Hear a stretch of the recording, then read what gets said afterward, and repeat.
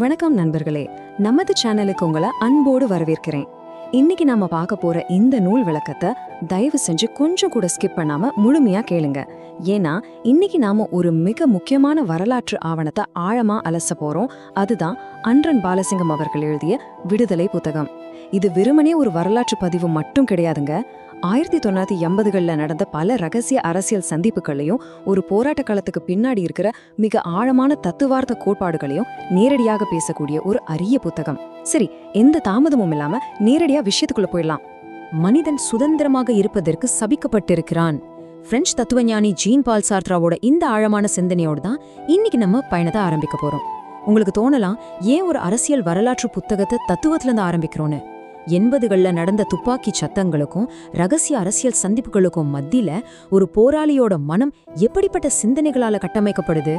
மனித சுதந்திரம் பத்தின மிக ஆழமான தத்துவ கடலுக்குள்ள இந்த புத்தகம் நம்மளை கையை பிடிச்சு அழைச்சிட்டு போகுது. சோ இன்னைக்கு நாம என்னென்ன விஷயங்களை கவர் பண்ண போறோம்னா, முதல்ல இந்த புத்தகத்தோட பின்னணி, அப்புறம் எம்ஜிஆருக்கும் புலிகளுக்கும் இடையிலான உறவு, அடுத்து சில முக்கியமான அரசியல் முரண்பாடுகள், இதை தாண்டி இருப்பியம் மற்றும் மார்க்சிய தத்துவங்களை ஆசிரியர் எப்படி இணைக்கிறாருன்னு பார்த்துட்டு கடைசியா இதிலிருந்து நாம எடுத்துக்க வேண்டிய சிந்தனைகளையும் பார்க்க போறோம். முதல்ல இந்த விடுதலை புத்தகத்தோட ஒரு சின்ன அறிமுகத்தை பார்த்துடலாம். 2003 வெளிவந்த இந்த விடுதலை புத்தகம் ஆரம்பத்துல வெளிச்சம் அப்படிங்கிற கலை இலக்கிய சஞ்சிகையில வெளிவந்த கட்டுரைகளோட தொகுப்பு தான். 1990களோட முற்பகுதியில போராளிகளுக்கும் மாணவர்களுக்கும், குறிப்பா இளைஞர்களுக்கும் அரசியல், சமூகவியல், அப்புறம் கொஞ்சம் சிக்கலான தத்துவார்த்த கருத்துக்களை ரொம்ப எளிமையா கொண்டு போய் சேர்க்கணுங்கிற நோக்கத்துல தான் இந்த கட்டுரைகளை எழுதினதா நூலாசிரியர் அன்றன் பாலசிங்கம் அவரோட முன்னுரையில தெளிவா குறிப்பிடுறார். அடுத்து நம்ம இந்திய அரசியல் வரலாற்றுல, குறிப்பா தமிழக வரலாற்றுல ஒரு மிக முக்கியமான கட்டத்துக்கு வருவோம். 1983 ஜூலை கலவரங்களுக்கு பிறகு தமிழ்நாட்டுல எழுந்த உணர்ச்சியின் காரணமா அப்போதைய முதலமைச்சர் எம்ஜிஆர் அவர்கள் ஈழப் போராளிகளுக்கு பெரும் நிதியுதவியும் அரசியல் ஆதரவும் கொடுக்க ஆரம்பிச்சார்னு ஆசிரியர் விவரிக்கிறார். 1984ல பிரபாகரனை எம்ஜிஆர் நேரில் சந்திச்சது, 1985ல தமிழ்நாட்டுல அமைக்கப்பட்ட பயிற்சி முகாம்கள்னு ரொம்ப சீராக நகர்ந்த இந்த வரலாறு 1986ல முற்றிலுமா ஒரு புதிய திருப்பத்தை சந்திச்சது. அந்த காலகட்டத்துல எம்ஜிஆருக்கு ஒரு முக்கியமான கேள்வி இருந்துச்சு. தமிழ்நாட்டில இருந்த பல்வேறு போராளி அமைப்புகளையும் ஏன் ஒன்னா இணைக்க கூடாதுன்னு அவர் பிரபாகரன் கிட்ட கேட்டப்போ அதுக்கான காரணத்தை இந்த புத்தகம் பதிவு செய்யுது. விடுதலை புலிகள் கடுமையான ஒழுக்கமும் கட்டுப்பாடும் கொண்டவங்க, எதிரிகிட்ட உயிருடன் சிக்காம இருக்க சைனைட் குப்பிகளை அணிந்திருக்கிற அளவுக்கு அர்ப்பணிப்புள்ளவங்க.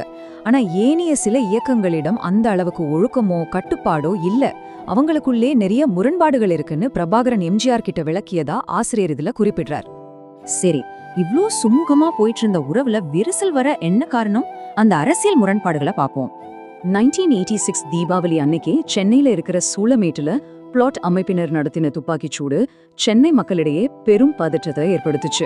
இதைத் தொடர்ந்து இந்திய பிரதமர் ராஜீவ் காந்தியோட அழுத்தத்தின் பேரில் அப்போதைய தமிழக காவல்துறை தலைவர் மோகன்தாஸ் தலைமையில ஆபரேஷன் டைகர் அப்படிங்கிற ஒரு ஆயுத களைவு நடவடிக்கை எடுக்கப்பட்டுச்சு. போராளிகளோட தகவல் தொடர்பு சாதனங்கள் எல்லாம் பறிமுதல் செய்யப்பட்டது. அதை திரும்ப பெற வலியுறுத்தி பிரபாகரன் சென்னையிலேயே சாகும் வரி உண்ணாவிரத போராட்டத்தை முன்னெடுத்தாருன்னு நூலாசிரியர் இந்த அரசியல் பதற்றங்களை மிக தத்ரூபமா பதிவு செஞ்சிருக்காரு. ஒரு தலைவன் தன்னோட கொள்கைக்காக, அதுவும் வேற ஒரு மண்ணில் உயிரை பணயம் வைக்கிற அந்த தருணம் வரலாற்றில ரொம்பவே முக்கியமானது. இதுக்கு அடுத்து டெல்லியில ராஜீவ் காந்திக்கும் பிரபாகரனுக்கும் இடையில நடந்த ரகசிய பேச்சுவார்த்தைகள் பத்தியும் புத்தகம் பேசுது. அந்த ரகசிய ஒப்பந்தத்துல கொடுக்கப்பட்ட வாக்குறுதிகள் காப்பாற்றப்படாததாலதான் இறுதியில திலீபனோட அஹிம்சை வழியிலான சாகும் வரை உண்ணாவிரத போராட்டமும் அவரோட துயரமான மரணமும் நிகழ்ந்ததுங்கிறத ஆசிரியர் சுட்டிக்காட்டுறாரு. ஒட்டுமொத்த வரலாற்றிலையும் இது ஈடுகட்ட முடியாத ஒரு மிகப்பெரிய திருப்புமுனை. இப்போ அரசியலிருந்து கொஞ்சம் விலகி இந்த புத்தகத்தோட மிக முக்கியமான இன்னொரு பரிமாணமான தத்துவத்துக்குள் நுழைவோம். இருப்பியம், அதாவது ஆங்கிலத்துல எக்ஸிஸ்டென்ஷியலிசம் அப்படின்னு சொல்வோம். இது 19ஆம் நூற்றாண்டுல ஐரோப்பாவில தோன்றிய ஒரு தத்துவம். மனிதனோட இருப்பு, அவனோட சுதந்திரம், அவனோட பொறுப்புகளை இது முதன்மைப்படுத்துது. ஆரம்பத்துல பார்த்தோமே, சார்த்ராவோட உள்ளமை சாரத்திற்கு முந்தியது, அதாவது எக்ஸிஸ்டன்ஸ் ப்ரிசீட்ஸ் எசன்ஸ்ங்கிற கருத்து, அத ஆசிரியர் இங்க ரொம்ப அழகா எடுத்தாளுகிறார். சிம்பிளா சொல்லணும்னா, மனிதன் முதல்ல பிறக்கிறான், அதுக்கப்புறம்தான் தன்னோட சொந்த செயல்கள் மூலியமா தனக்கான அர்த்தத்தையும் தன்னோட அடையாளத்தையும் அவனே உருவாக்கிக்கிறான். இது ஏன் ஒரு போராளிக்கு முக்கியம்? தனிமனித சுதந்திரம் பத்தி ஆசிரியர் மிக ஆழமா விவாதிக்கிறார். ஒரு உண்மையான போராளி மற்ற மக்களோட விடுதலைக்காக போராடுறதுக்கு முன்னாடி முதல்ல தன்னுடைய சொந்த தனிமனித சுதந்திரத்தையும் தன் செயல்களுக்கான பொறுப்பையும் முழுமையா உணரணுமா. என்னை நானாக ஒரு தனித்துவ ஜீவனாக உணர்கிறேன், என் செயல்பாடுகளுக்கு நானே முழு பொறுப்பு அப்படிங்கிற அந்த விழிப்புணர்வு ஒரு மனிதனுக்கு மிக மிக அவசியம். இது செம்ம பவர்ஃபுல்லான ஒரு தாட் இல்லையா? அடுத்ததா உலகையே புரட்டி போட்ட இன்னொரு தத்துவமான மார்க்சியத்தையும் இந்த இருப்பியத்தையும் ஆசிரியர் எப்படி ஒப்பிடுறாருன்னு பாப்போம். இங்கதான் ஒரு சுவாரஸ்யமான இணைப்பு நடக்குது. சமூகத்துல இருக்கிற அடக்குமுறைகள், வர்க்க போராட்டங்கள், புறவையான பொருளாதார நிலைமைகள், இதையெல்லாம் மார்க்சியம் மிக தெளிவா விளக்குது. அதே சமயம் அந்த அடக்குமுறைக்கு எதிரா செயல்பட தேவையான அந்த உள்ளுணர்வு, தனிமனித சுதந்திரம், அகவையான உந்துதல இருப்பியம் கொடுக்குது. அதனால ஒரு சமூக மாற்றம் வரணும்னா இந்த மார்க்சிய புரிதலோடு சேர்த்து தனி மனிதனுக்குள்ள ஒரு அகவையான சுதந்திர உணர்வும் இருக்கணும்னு ஆசிரியர் இந்த 2 மாபெரும் தத்துவங்களையும் இணைக்கிறார். இந்த பகுதியில பிரான்சிஸ் ஃபுகுயாமாவோட வரலாற்றின் முடிவு, எண்ட் ஆஃப் ஹிஸ்டரி அப்படிங்கிற புகழ்பெற்ற கோட்பாட்டை நூலாசிரியர் கடுமையா விமர்சிக்கிறார்.